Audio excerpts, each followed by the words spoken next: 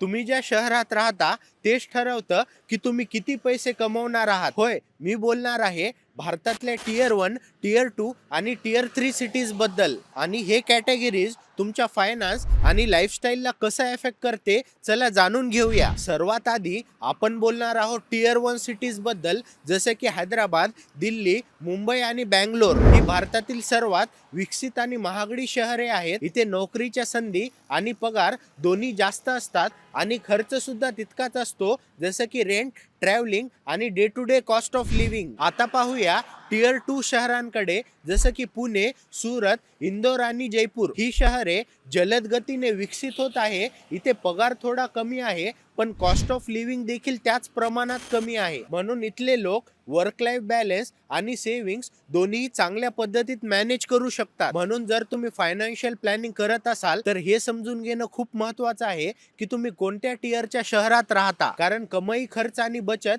प्रत्येक ठिकाणी वेगळी असते.